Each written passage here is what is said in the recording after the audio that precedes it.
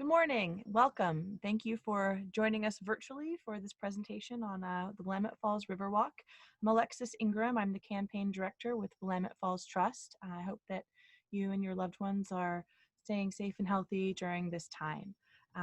Today we're going to be having a presentation by Andrew Mason, Executive Director for Willamette Falls Trust, and we'll have some time at the end for Q&A. So please feel free to send your questions during the course of the presentation, and I'll compile them and we'll have a little bit of moderation afterwards. Again, thanks, and here's Andrew. Thanks, Alexis, and thanks everybody else for coming and coming to see the falls as best as we can during this time of quarantine and coronavirus. And I certainly hope that in so doing, that you don't use this as a substitute for not coming down to see the falls themselves.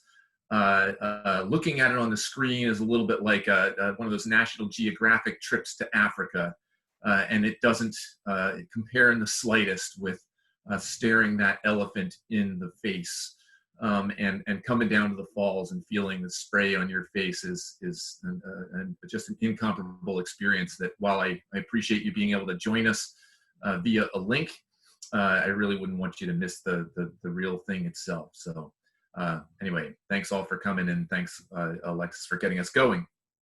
So where is Willamette Falls? Willamette Falls is sitting right south of downtown Oregon City. And I frequently need to remind people of that just because sometimes it gets confused with Multnomah Falls out in the gorge. It's a mere 12 miles from downtown Portland, and I find that somewhat shocking that oftentimes folks don't know that it's there, might confuse it with Multnomah Falls, which is its better known sister in the state of Oregon, and may not know that it's in fact the second largest waterfall by volume on the North American continent. So for those of you who have been out there, who may have been out there by a boat, great. But it's a glorious spot. It is a source of reverence for people.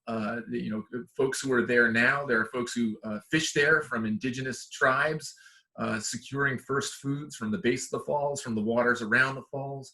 It's a source of industry and power for folks in the Portland metro area and beyond. And it just is a place of reverence, of singular natural resource values for wildlife, for including human wildlife, and so for critters, for fish, for ducks, for geese. And what's interesting about the falls, it's nice being able to get these views. Here we are in midwinter, and here we are in midsummer. The personality of the falls changes dramatically over time, depending on what the rains have done and what the snow melt is doing. But when we say right now, there are paper mills that are located on either side of the river for 25 acres surrounding that, which has precluded people, you and I, from getting to within a quarter mile of the falls. And so our ability to really look that elephant in the face, to go right there and see it, feel the spray is virtually impossible, and has been for almost a century since the first mills went in. And so access has been restricted, where over time it's been increasingly privatized, and we now have an opportunity with one mill closing on the river in 2011 on the east side of the river that I'll talk most about today, and another one closing in 2017, late 2017, on the west side of the river that has subsequently reopened, but at a very limited output. And so we have an opportunity with both of these industries shutting down to really re-envision what could happen in the land surrounding the falls, and have it be not something that's restricting access, that's privatized. Right now there are 4 chain link fences that keep you and I from getting all the way out to the falls, and we have an opportunity to remove those, which is why Willamette Falls Trust was formed. We are a nonprofit that's leading community engagement and fundraising necessary to be able to create public access to the falls, and not just access, but to create a world-class experience at Willamette Falls. And so the work that we've been doing over the years, along with our partners, has been to imagine, name, what does that mean to have a world-class experience there? And so to do that, our team, our formidable team of three, myself and our Indigenous Community Engagement Manager, Gerard Rodriguez, and Alexis Ingram, who is leading the campaign for the falls, are coming together along with a much broader team of a board that represents the best and brightest in the Portland metro area and in the Oregon City area. So we have a volunteer board, we have a campaign cabinet that's helping to raise funds that includes critical folks, both in the Portland area and beyond. The honorary co-chair is Connie Balmer, who made a league gift to be able to make this project happen by contributing $5 million. She's an Oregon City high school graduate, and then later went on to work with now. She married the CEO of Microsoft after having worked at the paper mill on the west side of the river to earn her way through college at the University of Oregon, and as such has significant resources to be able to do good things in the community. And by supporting the vision for this project, we believe that she is a bold and visionary philanthropist, and that's really what is going to be required to be able to do something different with the 50 acres of current derelict paper mill real estate that surrounds the lands here. So we're grateful for that part of our team. And then, the falls really are something that transcend politics. Right now we have a bitterly divided country, and the falls are one of those things that really are a place of healing. There are restorative powers just looking at them, and you know that they rise above the challenges that I think we face today. And those who are supporting our project really represent differing constituencies, and we hope to continue to do that in terms of having folks who represent all angles of the political spectrum and the community spectrum. In addition, then, to volunteers who are help leading what we're doing, part of the work that we're doing here is involving re-envisioning public spaces, and two firms that the Trust is working with directly include Biederman Redevelopment Ventures, who has done public spaces across the country largely, but it got started at Bryant Park behind the public library in New York City, one of the most visited public spaces in the world. But also has done recently opened Salesforce Park on the fourth story of the new transit center in downtown San Francisco, has done work in Ala Moana Park in Honolulu, has done work in Seattle and in Dallas. But so across the country, figuring out how to engage folks in public spaces, make them safe, make them places where we all look and say, yeah, I want to be here. There's stuff here for me and stuff that I want to do. And then the Mass Design Group is the largest nonprofit design firm in the world, who got started in Kigali, Rwanda, following the Rwandan genocide, and we engaged that team because they've got a team called their Sustainable Native Communities Collaborative Lab that is led by Joseph Kunkel, who's a Northern Cheyenne tribal member, and they really drive a native non-native partnership experience and focused on native non-native healing. And Joseph works with a colleague, Nathaniel Coram, to help do that work. And so as an architecture firm, they're looking at engaging communities who have been underrepresented in design and development across the country, and they've gotten great accolades for that. Not just their work in Kigali, Rwanda, but in April of 2020, they opened the Peace and Justice Memorial in Montgomery, Alabama, to much acclaim, including being acknowledged by the Smithsonian's Cooper Hewitt Museum of Design as having one of the most important pieces of design in the 21st century. It's an outstanding piece there. And so we're working with them to help engage and work with the indigenous communities around the falls, who are so invested in what happens into the future, in the present day, and in the past here at the falls. and I'll name those 5 communities, indigenous communities, in a minute. But first, I'll say that also involved are our public partners who got started to help frame this thing as the Willamette Falls Legacy Project: Oregon City, Clackamas County, the Metro Regional Government in the state of Oregon. And there's a significant construction project involved here that's being led by some of Oregon's, best and brightest, with OTAC, Lease, Crutcher Lewis, and Mayor Reed Landscape Design. But also the architecture design is being has been done by Snøhetta, which is based out of Oslo, Norway, where they did work on the Oslo Opera House, and they've also done work in Times Square, New York. I mentioned the tribes. There are 5 tribal confederations who have a strong investment at the falls, both past, present, and future. And those include the Confederated Tribes of the Siletz Indians, the Confederated Tribes of Grand Ronde, the Confederated Tribes of Warm Springs, the Confederated Tribes of the Umatilla Indian Reservation, and the Confederated Tribes and Bands of the Yakima Nation. And those 5 tribes have been involved through Metro's Native Advisory Council, Native American Advisory Council, and they've also been engaged with the trust in helping to envision what's happening, as well as our work then with the urban indigenous community, which in the Portland metro area is the 9th largest in what we now call the United States of America. And so we're extending our work not just to focus on the formal relationship with the tribal governments, but also to engage and interact and learn from the culture bearers of both the 5 tribes that I've named here, as well as communities beyond that. We'll talk about that more as we go on. And in addition to those communities, Portland General Electric has a strong presence at the falls, having done the first long-distance power transmission in the known universe, they like to remind us, from Willamette Falls in 1893. And then there are other groups who are working on getting the area named as a heritage area from Lake Oswego all the way down to Champoeg, the Willamette Falls and Landings Heritage Area and their group. And then the Locks Commission is critical in terms of work to activate a locks that's also at Willamette Falls on the west side of the river, right at the toe of the slope, separating West Lynn from Moore's Island. It's on the west side of the river.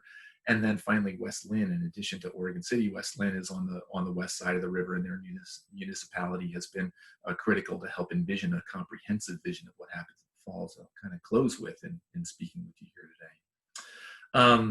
So that's the group. It's a big group. At times it can feel like a really cumbersome group, and other times it feels like it's a very rich group, regardless of multiple perspectives and impressions and interests in terms of what happens at the falls. And that's what makes the falls so exciting and such an opportunity. It has been a gathering place since time immemorial. And we're working to make sure that it is again, to remove the chain link fences that are there and figure out how to do that again. And that's how we came up with this idea of a river walk. And there are other places like San Antonio, Texas, where we've got river walks. This is a very different story in terms of what's of what our river walk is. And so I'll talk a little bit about that here. First of all, I'll start by saying that, and this is just a quick history here from 2011 that got us here, but we essentially had paper mills operating from 1906 up until 2011, continuously operating, creating paper on both sides of the river. And in 2011, the one on the east side of the river closed. They went bankrupt. They closed the mill. They put it up on the auction block as part of the bankruptcy. And the question then was, well, now what do we do with that property? In retrospect, it's easy to say, well, gosh, we should have bought it when we had the chance. It's a challenging site, complicated in terms of how to master plan it, how to develop it, how to work with the structures there, how to deal with some of the environmental contamination that's there. And so it took 3 years until a private investor chose to buy it. I will say that a private investor was a very difficult individual, and it was difficult to come up with a framing of what we should do with that property at the time. He bought it exclusively with a profit motive, I think, with very little development vision in terms of what was happening. And as a result of having purchased it, the Legacy Project then formed. The Legacy Project was, as I mentioned, those 4 public entities: Oregon City, Clackamas County, Metro Regional Government, and State of Oregon. And led by Oregon City, they came together to be able to think about what should we do with this site. And that was the beginnings of the Riverwalk. The first thing that they did was to make sure that there was actual access available. That access was made available through the negotiation of an easement with the landowner, who then who negotiated, I think, again, with profit motive, to be able to allow access by the partners through an easement that was transferable with the deed. It was attached in perpetuity to the deed that created access and allowed for a development vision to be formed that would then be agreed upon by the public partners and the landowner. And that easement stays with the property to this day. Having secured the easement, the public partners then engaged in a series of public input sessions that were done all around the Portland metro area, but focused primarily in Portland and in Oregon City. So some of those events occurred at the Abernathy Center in downtown Oregon City, but they occur in downtown Portland at OMSI and at Portland Art Museum, which many of you may have attended. They were attended by some 20,000. The events themselves were attended by thousands of people, and then by having other issue-specific groups in terms of speaking with folks about Oregon City, who, it's a cultural and historic epicenter, not just for the tribes, but as the end of the Oregon Trail, as the capital of the Oregon Territory, is the largest city west of the Mississippi up until 1848. There's significant historical value. So we spoke with historical groups. We spoke with some of the recreational groups who will do activities at the falls. We spoke with environmental groups who have differing interests, whether that's protecting salmon, protecting sea lions, protecting sturgeon, or protecting the habitat that's there. We spoke with many of those groups, and all in all, it did online surveys, but from 20,000 people got input on how to move ahead, and then formed the Willamette Falls Trust as a nonprofit arm to be able to do some of the things that the public entities couldn't. For example, we did advocacy for the Metro Parks and Nature Bond that was passed by the voters in the Portland Metro region in November of 2020 and supported this project. And so thank you for all of you who voted yes. Thank you for all you who voted in general. But we're very grateful for this project, that it was supported through that bond measure. And so with that input then, and after forming our group, the Willamette Falls Trust, as a public engagement group, we then did conceptual design that was done by Snowhetta, but there was input there as well from numerous other firms to create a design for, hey, what could happen here? And that's what we're going to go over today, are some of the details of the conceptual design and how it's translating into an actual project. And then finally, in 2019, the Confederated Tribes of Grand Ronde purchased the site. That was in August of just in August of 2019, so it hasn't been fully a year yet. And they too have been very supportive of the conceptual design in the Riverwalk as it stands, as is stipulated by the easement that is still intact after their purchase. And so there's negotiations to go with some of the details of how that gets translated. And that's what I'm here to talk about. So the site itself, for those of you who aren't familiar with, it's a 22.5 acre site, as I mentioned, just south of Oregon City. So Oregon City downtown is just on the right-hand side of your screen. There are S-curves there on the right-hand side that are in downtown Oregon City. And again, for those of you familiar with the area, towards the left-hand side of your screen is the overlook from 99E that you might see as you're traveling south. And so the site itself then is the easement that we have covers largely that green area of the screen, and the Riverwalk that we've talked about in the conceptual design are in that upper area on the green area that's adjacent to the river. Downstream in Portland is to your right, and upstream and Shampooey Park and is to your left. A notable piece on this screen right here is there's a blue line that kind of dots through from the center of the left-hand side and sort of staircases up to towards the right on the right-hand side of your screen. And that's where there was a significant flooding that occurred in 1996, and that's where the high water mark is for the flooding. the conceptual design in the Riverwalk covers largely that area, and that's no coincidence. It's because it's very difficult to develop. The regulations set by the Army Corps of Engineers makes it very, very, very difficult to do things in overwater structures, in water structures, or anything that's below the high water mark from the 96 floods. And so when we had a landowner who was trying to derive a lot of profit from the site, um, uh, uh, you can't do much with that part of the property. And so rather than him investing in habitat restoration, that kind of thing, he said, great, you all go for that. It was a shrewd move in terms of where he might add value to the property, that he then on the yellow portions of this would really focus on economic development kinds of things. So with that kind of framework plan and having done some testing for environmental contamination, having done structural analysis of what have you, the public partners then arrived at 4 core values that really reflected the input of those 20,000 people and the possibilities for the site. So that, that included public access, getting people onto the site. It included some of the historic and cultural interpretive values of the site for indigenous communities, for the historic nature and import of Oregon City as the territorial capital at some point. But also the habitat values and the economic redevelopment values for the site.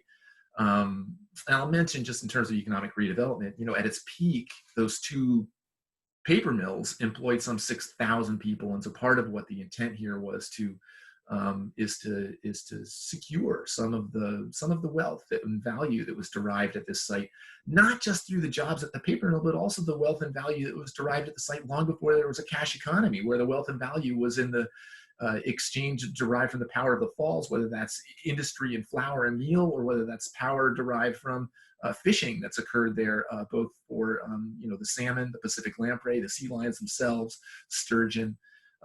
And so whatever that may be, it's really making sure that people continue to be able to use that power, to harness that power in a way that helps to advance the well-being of the peoples that are around.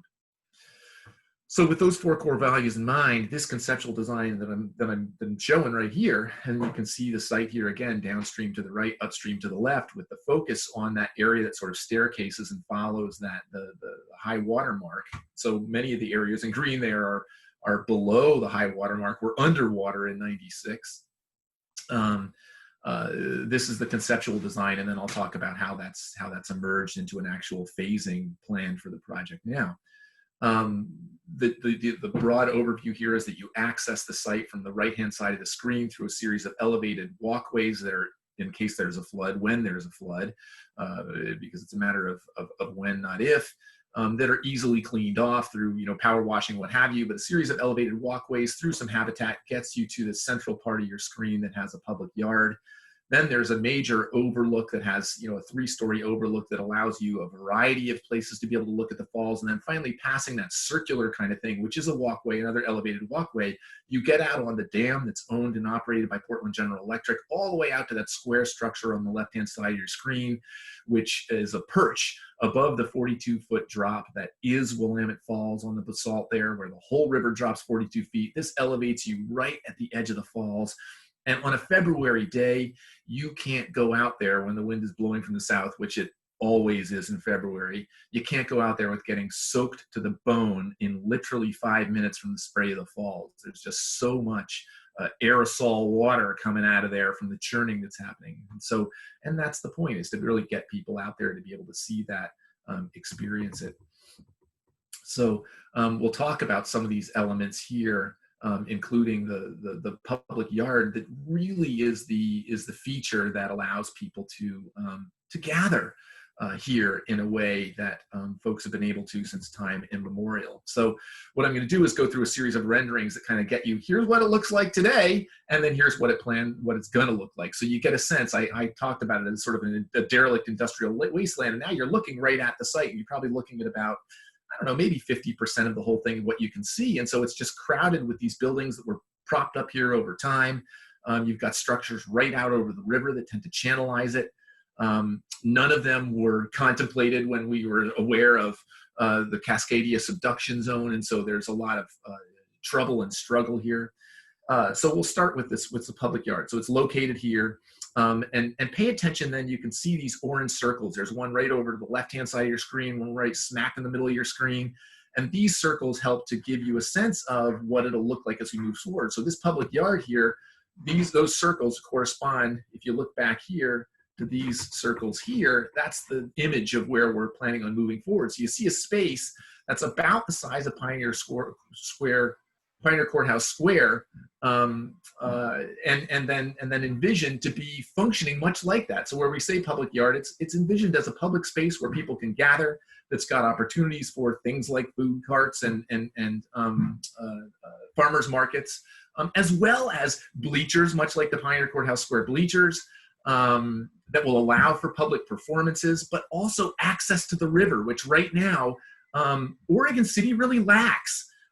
It is a disgrace that they've got the natural wonder of Willamette Falls here, and we do not have even an opportunity to access, or barely the opportunity to access a river. There's a boat ramp there, but here you see there's an opportunity to really see it in its natural space, as well as remove a lot of, there's a big chunk of fill here that gets taken out, pulled out, an enormous amount of contaminated fill. The core samples have shown some environmental contamination from paper making byproducts that would be removed and create an alcove in the otherwise channeled river to allow Pacific lamprey, salmon, sturgeon to go up the falls, but to allow the other fish who migrate up the falls to rest before they do that on the fish ladders and the lamprey ramps that are there to get themselves up the falls for their mating and moving forward. So there's another vision of that public yard.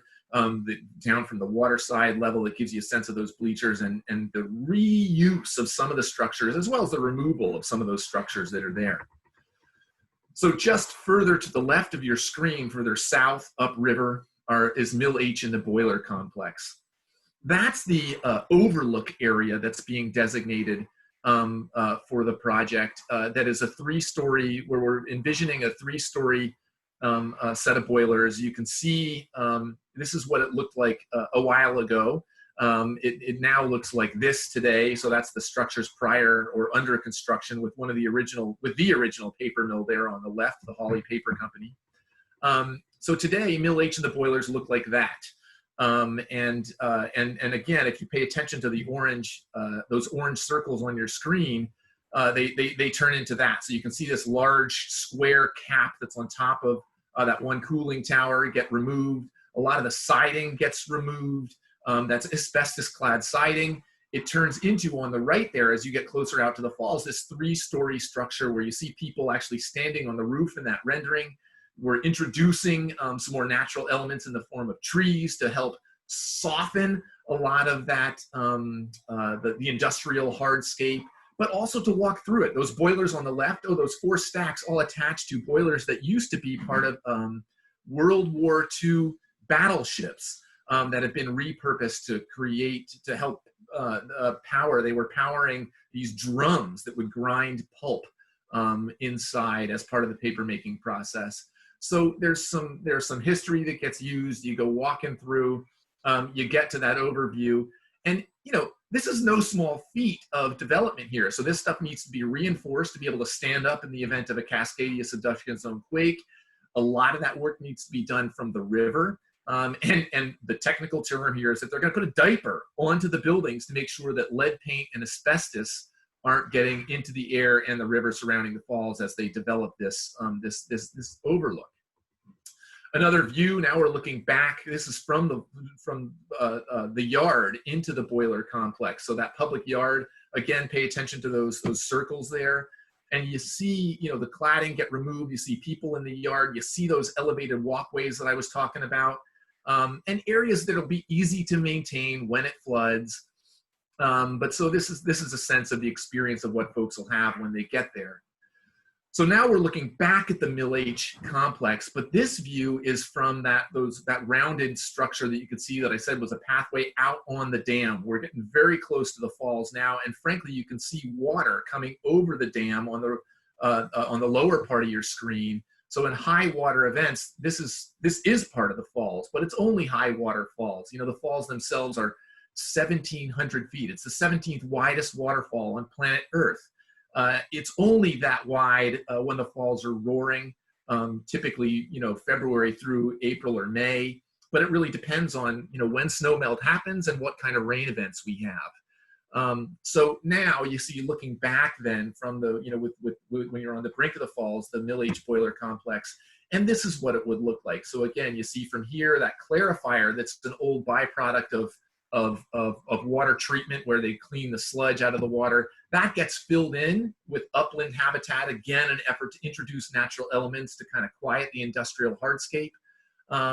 And then you see the cladding coming off that Mill H, and an opportunity to be able to look out at the falls from here. There are folks there, running up on the dam. And so the idea really is a multi-purpose access point and creating multiple pathways to get out to the final brink of the falls, because Portland General Electric is doing regular maintenance on the dam. I mean, it's a serious element there that needs to be controlled and maintained and upkeep, and that's important to them to be able to do, so they can continue to generate the power for the 11,000 homes that are powered by the 18 megawatts of power that come from the Sullivan Power Plant there as a result of the dam across the river.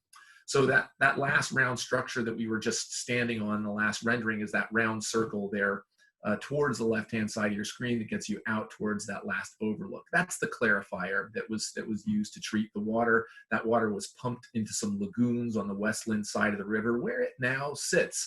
And we'll see that right at the end of this presentation, and over even a further view out, where you can see where that stuff got pumped to. But then finally, there's a block, an overlook there that's right at the edge of the falls on the left-hand side, a rectangle. And so those pathways lead out to that. But first, then, this look at the clarifier. So there's the rectangle on the right-hand side of your screen now, looking out right at the edge of the falls. And there's the clarifier on the left. And you get it, if you're probably well trained at having watched the orange dots there.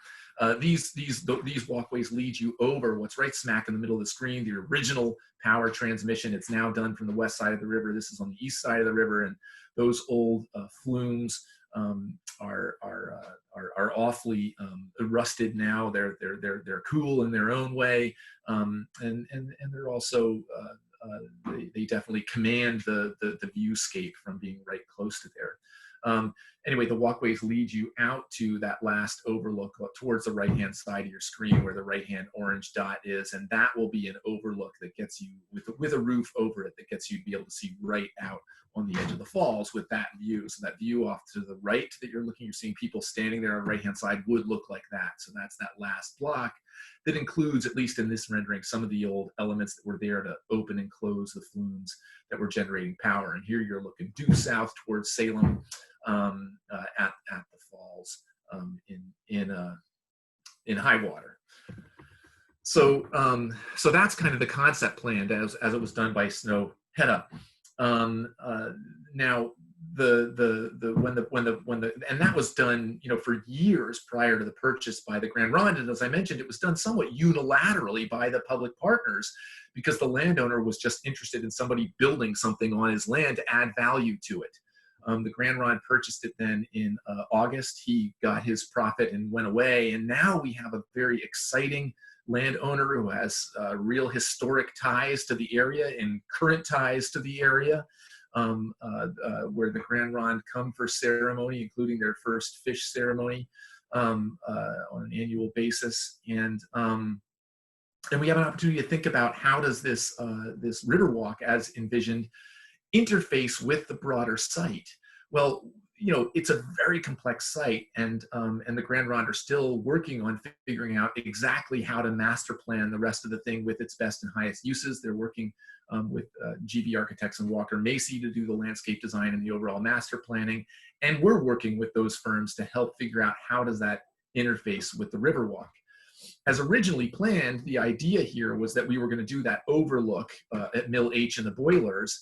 Then we were going to build the public yard, and finally we were going to create the access for that from downtown Oregon City. in a phase 1, 2, 3, and 4. And then finally, phase 4 was going to be that last part out on the dam where there's significant dam improvements that need to occur in order to get people out to that last part safely. We would be able to do tours leading out, but they'd have to be guided on that last phase 4 segment. In order to do that, we had talked about doing access down through what's an extension of Main Street, Oregon City, but it goes right through the site. And people would walk through that. That was going to enable us to do this cost effectively, where you could get to that first phase Mill H boiler down Main Street without having to develop the other parts of it. And the budget would be less on the capital needed to develop phases 1, 2, and 3, but rather just walking down Main Street, you could get there. Well, when the Grand Ron purchased the site, and they said, well, wait a minute, we can't do it that way. You know, our previous landowner, he was not going to do anything with this site, but we are. And there's no way that we can either do anything with it or start to develop it if there's public walking straight down Main Street. We can't have dump trucks driving back and forth and cranes operating and doing the kind of things that they're doing. And so what we decided to do, so they said, well, can we just access the river? Let's do it from the riverside approach. And frankly, let's just do it. And instead of having interim access, let's just do the whole permanent phasing and not phase it, just have phases 1, 2, and 3 all together. And they paid for an analysis of what that might look like, of what that access would look like, what those structures would look like. And the plan, in order to kind of work within the budgets that we have available, did not include that public yard right in the middle. It included just access right from the parking lot down by the S-curves at 99E. It included some trails right along the river, and then got to the Mill H and boiler complex as I envisioned, as I explained it in the concept plan, but didn't include the public yard along the way. And that whole project looks to cost about $65 million. So the good news is it's being thoughtfully designed in partnership with the landowner. The seam between the Riverwalk and the economic development parts of the project will be more thoughtfully built. It has permanent access along the riverway, unlike the interim access of what we had envisioned before. The bad news is that it's some $65 million. The good news is, you know, we've got $47 million of that 65 already identified. The initial project, you know, there was $20 million approximately, or 19.5 of public money. And then the Willamette Falls Trust raised $7 million from, you know, voter donors like the Balmers and like the Swindells Family Trust, who were real believers in the importance of this site to the Oregon legacy. They were audacious and visionary owners who really were betting on the vision that was happening here and knew that it was going to take a long time to bring all of these myriad constituencies together.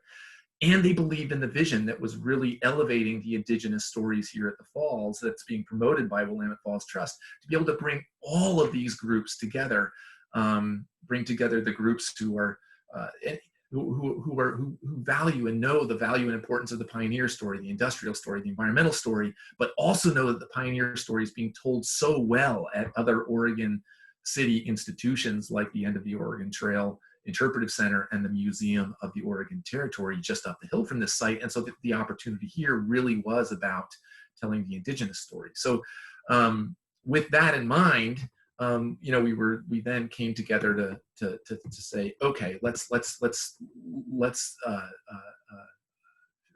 they made the investments needed to help keep this project moving forward. And as a result of their $7 million to augment the public $20 million, we were able to create a vision that then also compelled the voters of the metro area to add another $20 million in November of this year through a bond measure that was not just generally supportive of this project, but named it specifically, and was the first project of its kind to be named specifically in any of the 3 successful Metro Parks and Nature bond measures over the last 20 plus years. So it really demonstrates the importance of this project as an anchor to the metro region's south side, as an economic engine, as an environmental engine, as a community gathering engine. And so we're thrilled that, you know, that there are those who have continued now to invest and create a seed capital to help preserve this Oregon legacy in a way that it can be and should be preserved and elevated as a source of reverence. So that's the idea for this site, and it really is being advanced as a proof of concept for Willamette Falls at large, you know, so that we can do it in a world-class way, if we can do it together, that brings forward the design values that Snowhetta did in the concept plan, that brings forth design values of bringing people together and challenging stories that Mass has done at the Memorial for Peace and Justice in Montgomery, Alabama, and you can extend it to the broader site. This becomes really the longer-term vision where you see from a 10,000 foot level, I don't know that this is exactly 10,000 feet, but it's about that, to look down at Willamette Falls there on the right, and the site that we're talking about just below the W of Willamette and Willamette Falls. And then you look at the natural area in Kenema Bluffs natural area that's some 300 plus acres of land that's owned by Metro. It is natural land. They own the islands in the middle of the river all the way on the left-hand side of your screen. The Willamette Narrows just about a mile upstream, 3/4 of a mile upstream. And then there's the natural area on the west side of the river that includes the confluence with the Tualatin River and those settling ponds that are the lagoons where that Kermit the Frog green triangle there is some of the toxic sludge that was pumped out of the mills on both sides of the river. But they create floodplain of hundreds of acres that are owned by Portland General Electric and the holding companies that operate the Willamette Falls Paper Company on the west side of the river. And then there's Moore's Island itself on the west side of the river that has the opportunity that, you know, currently the paper company there operates only about 20% of the space there. PGE owns a small, or is operating out of a very small portion of that to operate the Sullivan Power Plant. And the rest of it, you know, there's an opportunity to envision it in a way where it doesn't preclude access for hundreds of years like it has now, but rather thoughtfully done, this whole 500-acre vision that can incorporate even the Camassian Nature Conservancy Preserve, could create a contiguous natural area that really celebrates an Oregon legacy in a way that right now isn't being done very well. With 4 chain link fences keeping the public from the North American continent's second largest waterfall. And so rather than being an exclusive, restricted place with chain link fences in front of natural resource values that have been poorly stewarded by the industrial development there, rather than that, if we can be thoughtful and take a long-term view, take a bold view of what can we do with this 500 acres? How can we bring together those 4 core values that I talked about in a way that really celebrate Oregon, that celebrate Oregon values, so that when, you know, when we come there for our children, with our children, when we go there with our grandchildren, when our grandchildren bring their grandchildren, that they'll come there and they'll say, someone came here and thought about the Oregon legacy in a way that really elevated values, that supported the public, that supported natural resource values, that supported an essential history as a gathering place, and did it in a way that also preserved the economic development.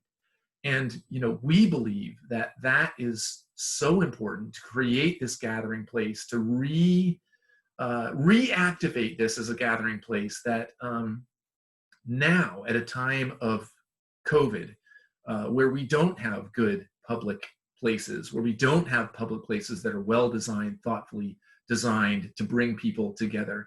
And now where our COVID is also, we are feeling the foundations of our democracy shake, that we're talking about creating public gathering places that allow people to come together who have disparate views of what could happen, who have different ideas of the history, of the current history, of the future history of Willamette Falls. But you can bring together people who have differing ideas, and we can come together in a way that allows us to celebrate our differences and to celebrate our commonalities in a way. And that is the legacy that we are looking to preserve here at the Falls by creating a critical public space in the Riverwalk, in the public yard, that allows people to come together and celebrate what we know to be best in Oregon. It's the coming together and sharing those values that we envision and want to have happen. And so those are the things that we believe are so important, and the kinds of people and beliefs that we're wanting to bring together here. And so if that's the kind of thing that that interests you, we're eager to continue to raise awareness about the project. We're eager to continue to raise awareness about the falls themselves so that we aren't mistaking Multnomah Falls and Willamette Falls, but that folks know the gem that we have here in Oregon City, just 12 miles south of the Portland metro area. And if those are things that you're interested in, we certainly urge you, we welcome engagement, whether that's through volunteering, by hosting events to help us continue to share with folks and let them know what's happening, or whether that's by the engagement of social media, by sharing via Facebook and or Instagram along the way. We love that. And if you want to know how to engage, we've announced this webinar and others by letting people know through our mailing list. So if you aren't aware of what we're up to and you'd like to sign up for our mailing list, that's at our website, willamettefallstrust.org. So we love to have more folks involved. We need more folks involved. It is about us all coming together and celebrating this treasure, this natural treasure, this historical treasure, this environmental treasure that is Willamette Falls. So now we'll be happy to take questions and see what we can do in terms of providing answers along the way. We'll bring Alexis back on. And I thank you all for coming, and please don't hesitate to share through the question and answer function on the chat there. So. Well, we've got some that have come in already, Andrew. So what somebody wants to know, how bad is the environmental contamination of the site? The attorneys have discouraged me from talking too in depth about my true sense of this, but I'll say that it's remarkably clean. The contamination is largely restricted to the fill area that I talked to in the public yard. That was some toxic barrels of toxic waste that were buried there when the fill was introduced. Otherwise, any kind of contamination is, I heard there were big floods there in 1996 and in 1964, and floods mean a whole lot of water goes flowing through that site, and anyway, they're remarkably clean. The other contamination then is the asbestos on the siding and the lead paint that's on the siding, and so that's when we think about both the deconstruction, the demolition that'll happen. We've got to be really thoughtful about how to caretake the contaminants, and that's going to be done from these in-river structures. So it's partly what means that we've got to be really thoughtful about how we proceed. It's going to take a little while to do some of the demolition. And frankly, it's costly. I mean, we got to plant barges in the river with these towers and diaper the whole thing on those mill-age structures in order to be able to remove that asbestos and lead paint. But we've got a plan for it. Thank you to Lee Scrutcher Lewis, and we look forward to that happening. So you mentioned that the budget for phase 1 is getting kind of finalized. What is the projected cost for all of the phases of the Riverwalk? Thanks I appreciate that question, and I'm going to throw in a little scheduling issue here too. The overall project right now is projected at something in the neighborhood of $150 million. I don't want to be held to that number. I mean, that's really, the $65 million in order to build access from downtown Oregon City out to the Mill H and to develop Mill H, so to create those walkways and do them in a permanent way, is pretty firm. I mean, there's good contingencies in there to allow for the very complicated project that we're talking about doing both in-water demolition, in-water construction, and to be able to secure things so that in the event of a Cascadia subduction zone quake, we're not out there in the public yard falling into the river. That's not our idea of a safe public gathering. We want to have safe and sound public gathering along the structures that are there. So that is $65 million, and happily, we're only about $18 million short of that. And I say only because there may be ways where we can lower some of those costs along the way. But it's a gap that it's bridgeable, and so we hope to be able to do that. Those remaining phases may well come from other private investment, from other folks who really recognize the opportunity that we have in engaging the public and bringing people together, and are looking to help invest in what it is that we're doing so that we bring this project of national stature, that we give it both the planning and the realizing of the national stature vision that we need. And that may well take national support too. But in order to get to that $150 million of national support, we have to have the local community invest in a very significant way to demonstrate that we care about what happens, and we know that it has national stature to bring others to engage in a way that we know demonstrates the values that we share here. Now, that's the money question that you asked, Alexis, and I'm going to take the opportunity to just say the scheduling question. We had planned on breaking ground on this thing. It's June 2nd today. We had planned on breaking ground on this thing just about 2 months ago, before the Grand Ron purchase. When the Grand Ron purchased it, we knew that we had an opportunity to do a project that was more coherent and thoughtful than simply, here's the riverside with who knows what development was going to happen on the economic development end of things. So we slowed the project in order to negotiate and work with the Grand Ronde at that opportunity. The public partners chose to slow because we knew that we would have a more thoughtfully and better done project by working with the Grand Ronde. And that's where we are right now. The result is that the schedule of breaking ground was delayed so that we can incorporate the voices and ideas of the landowner in what it is that we're doing. They are absolutely to be forgiven for taking a little bit of time to sort out how the project is going to work out on their end, to do the analysis, their own analysis of what could and should be happening.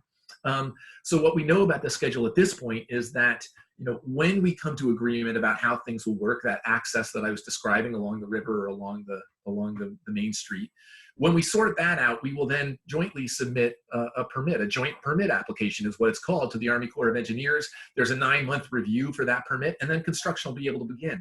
It will likely be 2 years of construction, more or less, depending on the scope of the construction project envisioned at that point.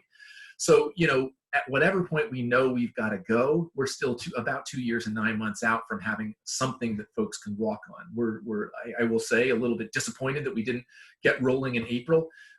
But that disappointment is completely mitigated by the fact that we're thrilled to have a landowner with vision and an opportunity to create a site that is a coherent vision. Because in the end, the built environment that we walk on, the experience that we have there, is a reflection of the process that we have. And to be engaged with the landowner who is valuing the property, excited about the property, in a way that then also bridges the different sides of the property, is really the kind of experience that we ultimately want people to have as they come have a comprehensive, thoughtful experience at Willamette Falls.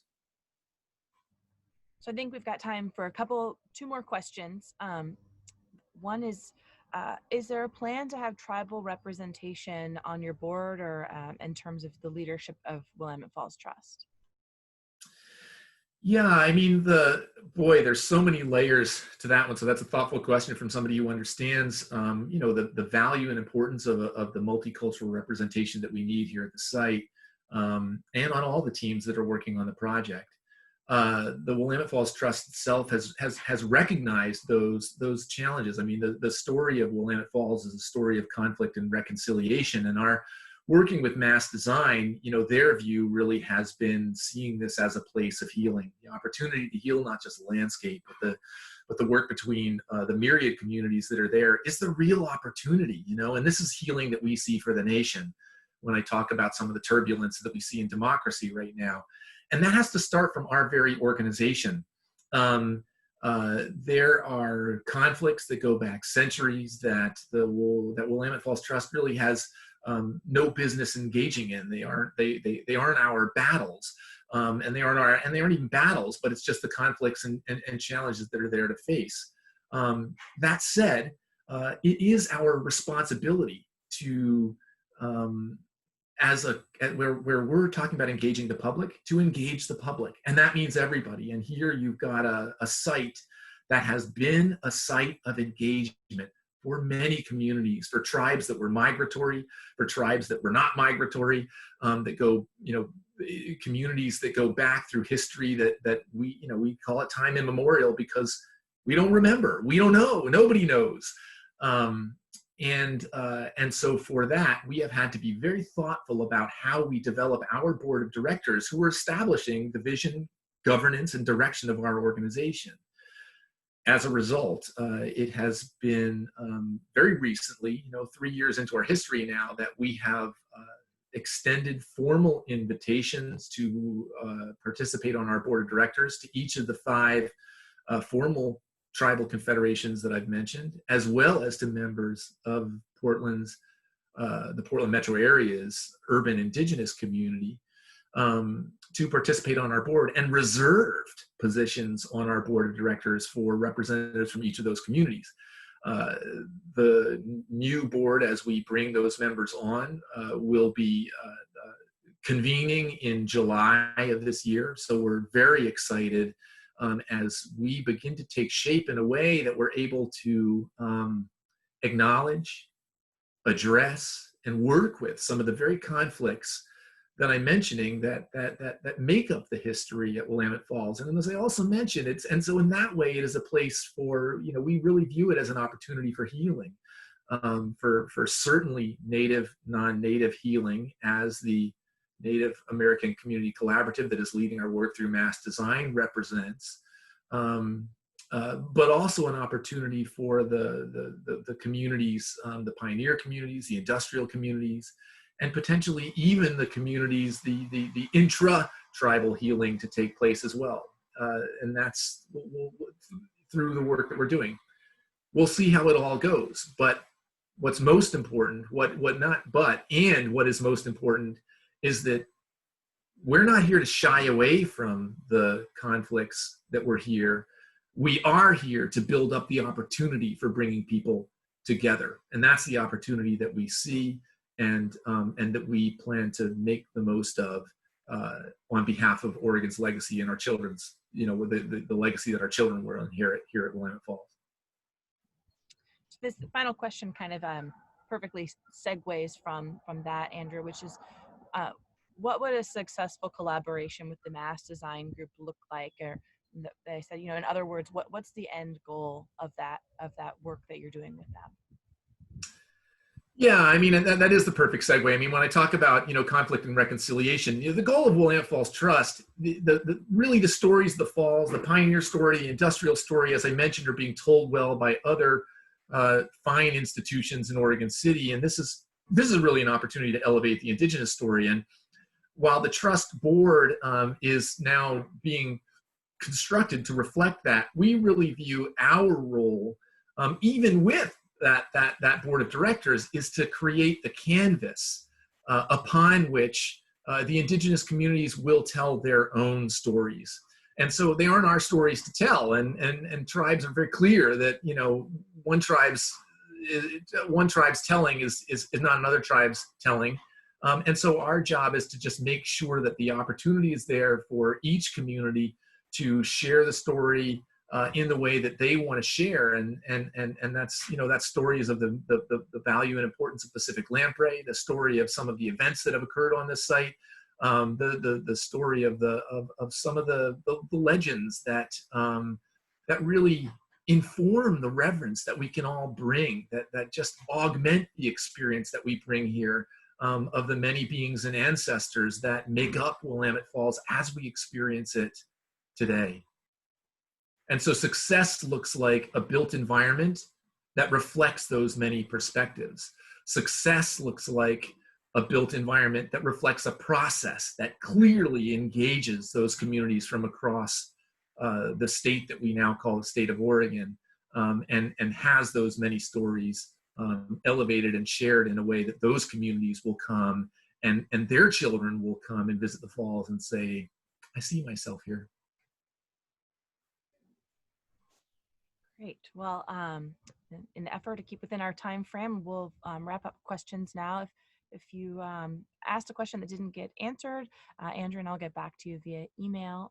Thank you so much for joining us today, and please don't hesitate to reach out via email to either of us if you have any additional comments or want to schedule a tour. We'd love to meet you from a socially distant space, safely. All right. Thanks, Alexis, and thanks to everybody else. We really appreciate your coming, and we hope to have you out at the falls. Bye. All right.